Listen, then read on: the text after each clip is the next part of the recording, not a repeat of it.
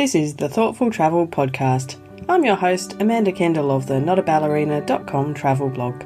Every episode I'll share travel tales from several fellow travel lovers, and together we hope to entertain and inspire you, remind you of some of your own great travel experiences, and encourage you to hit the road again soon.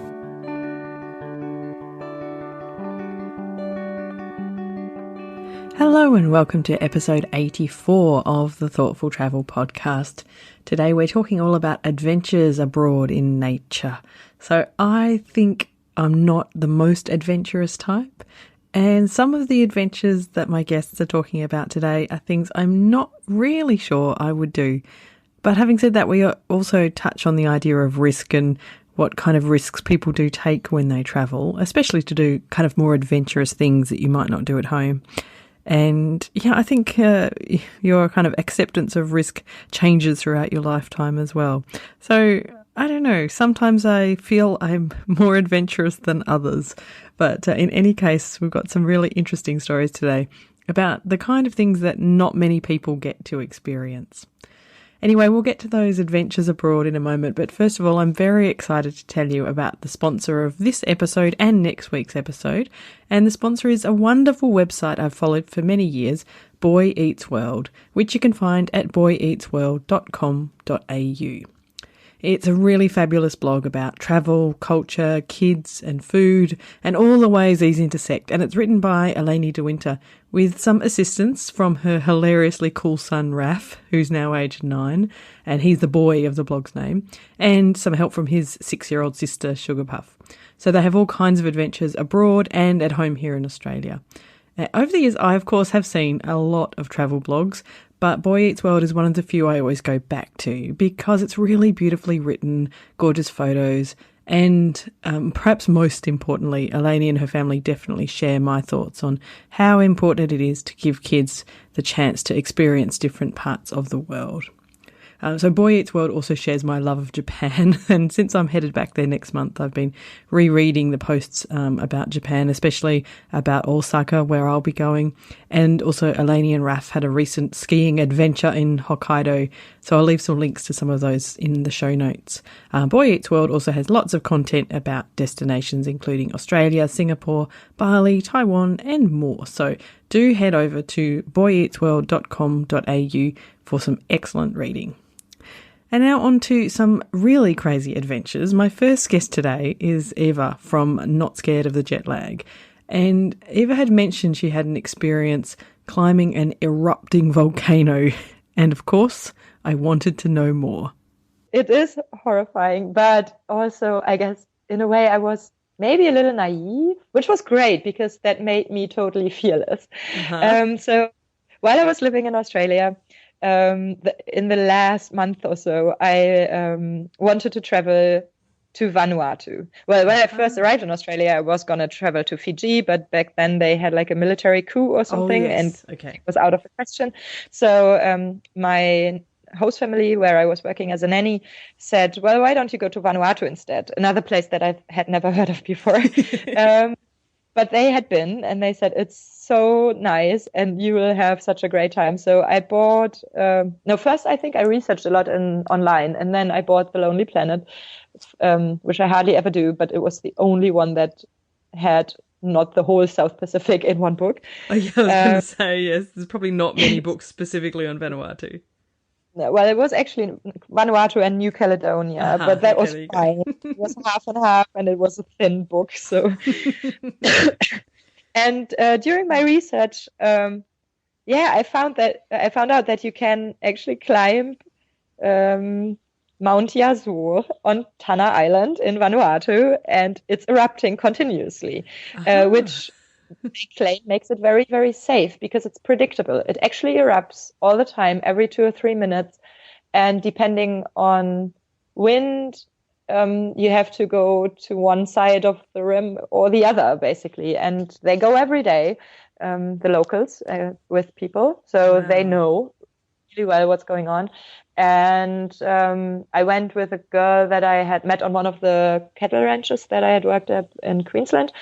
She came with me to Vanuatu, and the first couple of days we spent on the main island, and then we flew over to Tanna to climb up that volcano, and they offered us horses. So for the first bit, we actually went on those, oh my God, really poor horses that looked so bad, and they had to chase them up the mountain. But yeah, that was kind of weird. That only cost like $5 more. Gosh. And then the last bit we had to climb up ourselves, and so we got to the top just before it got dark, and the darker it got, the more spectacular it was, because it's actually, there's lava being spit up 200 meters in the air, and it comes down, and it feels like it comes down fairly close to you, but it's not true. When you actually look at it, it's still quite a bit away. Wow. Sitting there for hours, just taking photos and videos and just staring at it. And the funny thing is, last year, I found this show. Well, it's a movie on Netflix that about volcanoes.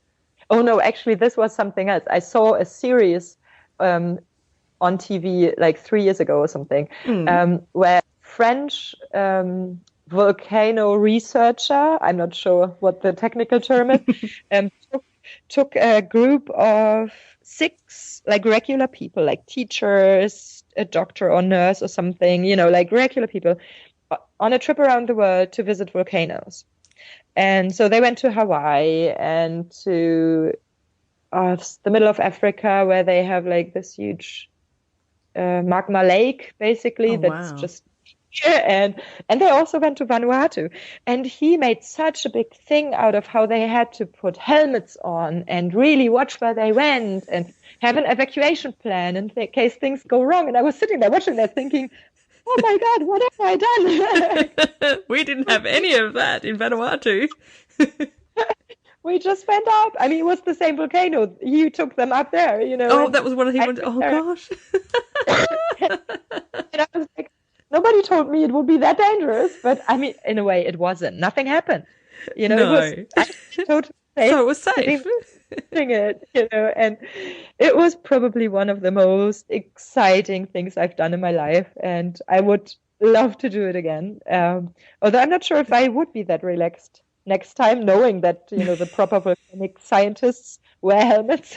Yes, I'm wondering. It sounds like the kind of thing I would have done in my 20s, and now in my 40s I probably wouldn't do anymore. I think I've got a lot less risk. I'm more risk averse as I've got older. Seeing the volcano erupting sounds incredible, but I'm not sure I'd do it.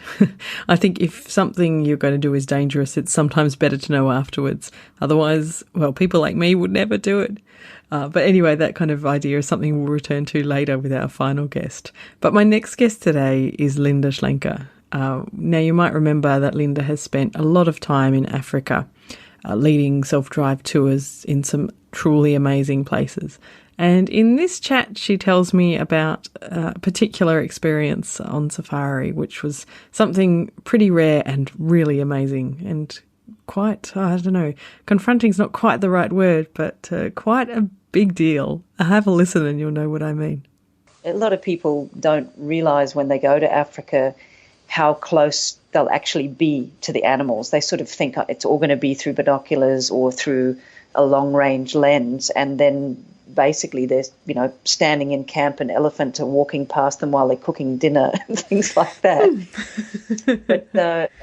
But everybody who goes to Africa, right near the top of what they want to see is probably a lion, or as many lions or as many cats as they possibly can. That's one of the biggies for everyone to see. And you do see a lot in Namibia and Botswana. They've got very good populations there. But to see a kill of any type, I was talking to our wildlife guide there, and he's born and bred in Botswana, and he has only seen from beginning to nothing's happening to end, it's been killed and consumed. He's only ever seen that happen 3 times in the whole of his life. Wow, so it's rare to see. Yeah, so if you see a kill of any kind, it is quite a thing to see. Yeah. You quite often come across it afterwards or something like that, but to see it from where to go is quite an amazing thing. And so tell me about the experience when you've been able to see a kill. Well, we had spent the day before watching these lions that were near the waterhole, and the wildlife guide was sure that the young male was hunting. He said, yeah, there's definitely intent there, and there were wildebeest and zebra hanging around the waterhole. And we sat there for like 4 hours waiting for him, and this young one's, leopard crawling up a little bit, and then it stops, and then it sits there, and then a leopard crawls another little bit. So, we'd been very patient. And then right at the end, all he did was kind of jump up and run towards them at a slow, casual pace, and all of the game went away. Right. And so we thought, oh, God. 4 hours of waiting for that. 4 hours waiting, and then nothing happened. Anyway, the next day we're cruising around, and there was another safari vehicle that was stopped, and you could see as you were driving up that there was a couple of lions just sitting there in the grass, just sunning themselves, nothing much happening.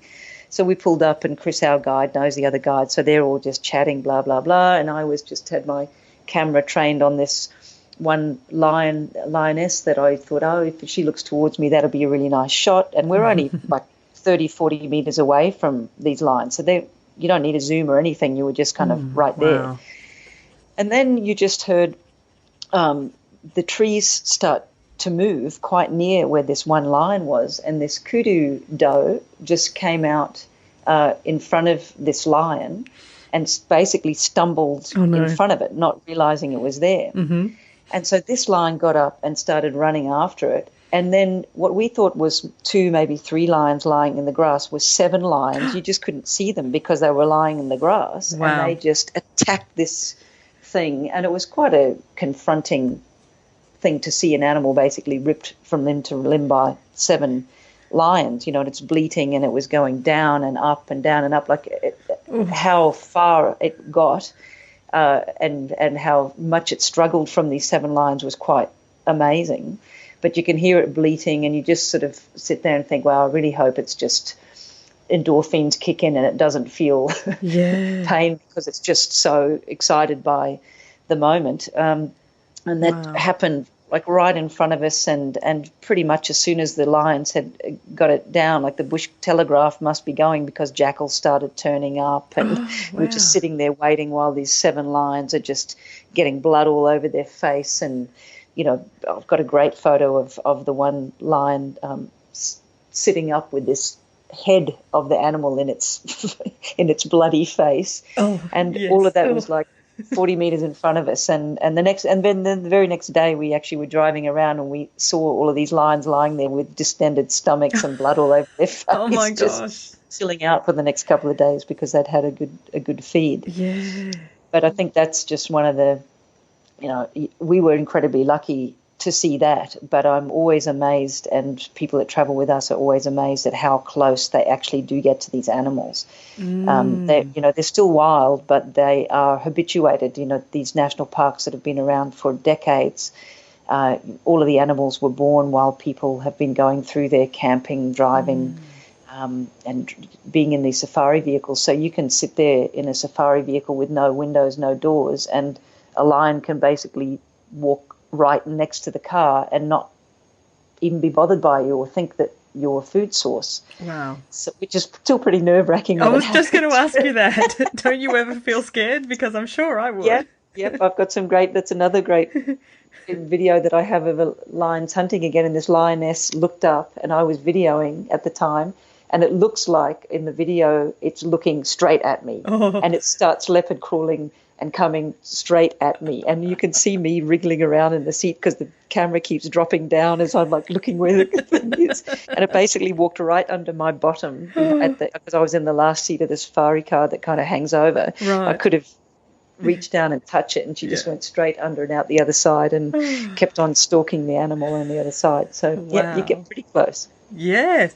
Yeah, I didn't really appreciate that, just how close you can get. And I think I'd be somewhat terrified.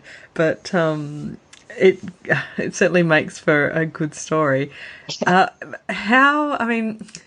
know it's nature, but it's very confronting to see that kind of, like, to see a kill, surely. What does it make you feel? How does it make you feel?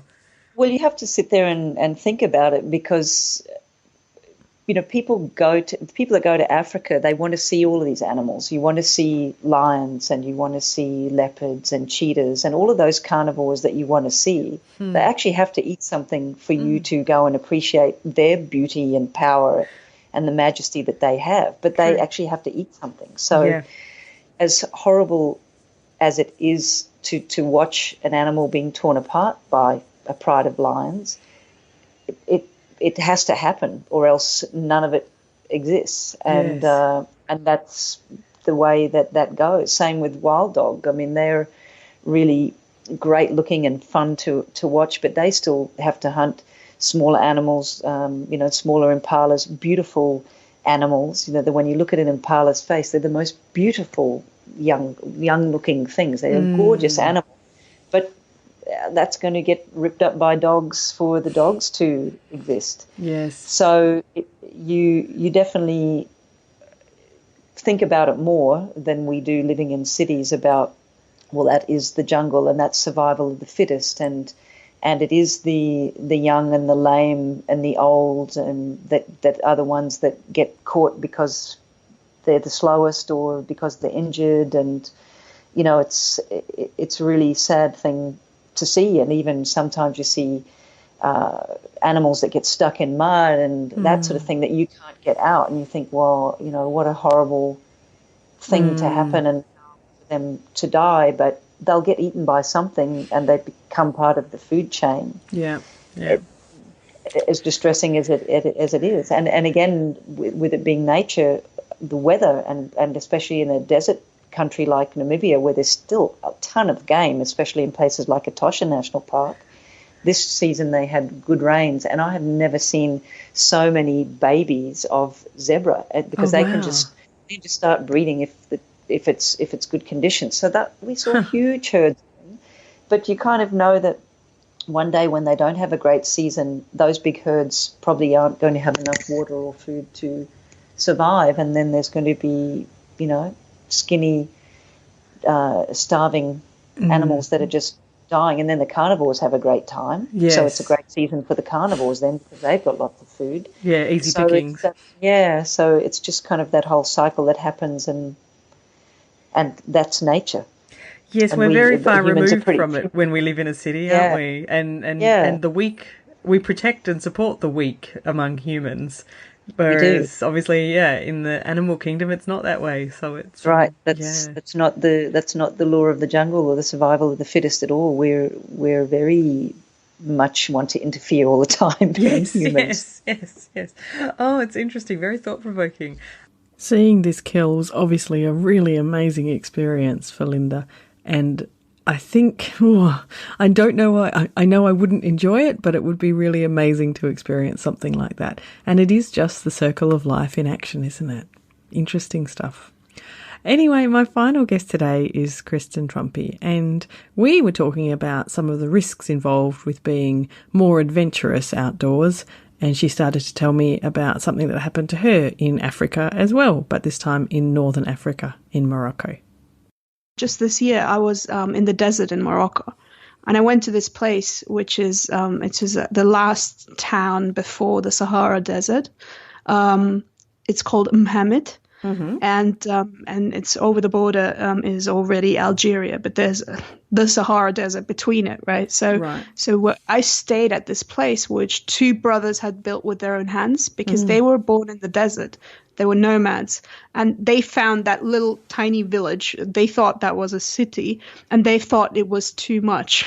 Oh my gosh! which like to them that was too much stimulus, and to me that's like backwater of the backwater of the backwater, just without water. True, without water. So for me, this was so fascinating. So one night I realized the stars are amazing in places like that, because there's no light pollution. Yes. So I knew that one of my goals for that trip was just to sleep under the stars. Oh, beautiful. And I did. And that was such a memorable night. It was such a beautiful night. up until the point when a couple of dogs started to have a dog fight on top of me. Oh no. But funny enough, they were, they were kind of like fighting over me because one of them tried to steal my shoe and the other one had already known me, and it was like, no, leave that lady alone. She's cool. Oh my gosh. So after some point I got a little bit terrified, especially if you're like in the half sleep stage where things can get amplified in a weird way. But then just before I went home, I asked him, and he's spent most of his lives sleeping, under the stars in the desert. And I asked him, has a dog ever attacked you? And he said no. And then I said, well, what's the worst thing that happened to you while you slept outside? And he said, well, a spider once bit me like right above the place in the heart, and I got really sick then. And then a scorpion. And I'm like, a scorpion? That sounds bad. A Scorpio. I was like, I thought those were just zodiac signs. Like, I completely forgot the existence of actual animals. And I was so glad he told me this afterwards, because I would have been I would have been just too terrified. And also the odds of that happening, like in 30 years of sleeping outside, it happened to him like twice with a Scorpio, once with the spider. And that's it. Yeah. So the chances of it happening are very, very slim. But if you know about it, then it's way worse. Exactly. So I would encourage people to not necessarily, like, you have to be responsible and understand the very real risks of a particular place you are at. But all these other things, no, it's better not to know it. Yeah. I think yes, absolutely true. Sometimes ignorance is bliss. Yeah, I'm not a big fan of creepy, crawly things that can come and eat you or bite you or sting you when you're lying in bed. And we do have quite a few of them in Australia, but fortunately, I've never really encountered anything particularly dangerous here. I think we talk about it a lot more than we actually see it. But what chatting with Kristen did make me think is I really want to sleep out under the stars sometime, and I've never actually done it. I've always had a tent roof over the top of me. I don't think I'll do it in Australia, but maybe somewhere without creepy crawlies. Anyway, I hope that the different stories you've heard about adventures abroad in nature today have been of interest. I think there's so many different things we can do out there when we travel, and it's really exciting to hear some of the other more unusual things that people have done in various parts of the world. So I'm really appreciative of these stories, and it helps me to expand my comfort zone and to try and get out there and do more, new and different things each time I travel. Anyway, thank you so much for listening to episode 84 of the Thoughtful Travel podcast. Some useful links and information for you. First of all, a big, big thank you to our sponsor, Boy Eats World. You can find Boy Eats World at boyeatsworld.com.au. And in the show notes, I'll leave a couple of links to a couple of favourite posts of mine about their ski adventure in Hokkaido, and a post about Osaka, which includes a recipe for okonomiyaki, which is my all-time favourite Japanese food. If you haven't tried okonomiyaki and you can't buy it near you, then at least try Eleni's recipe. So delicious. I feel starving just thinking about it. And also a huge thank you to my lovely guests today. First up, we chatted with Eva from Not Scared of the Jet Lag, and she's logically at notscaredofthejetlag.com.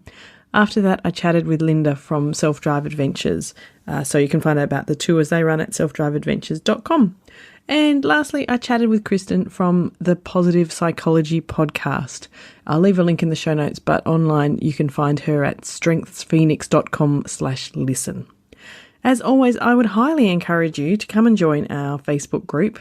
It's called Thoughtful Travellers, and we chat about all kinds of cool things in there. So there's a link in the show notes, or just search for Thoughtful Travellers in Facebook.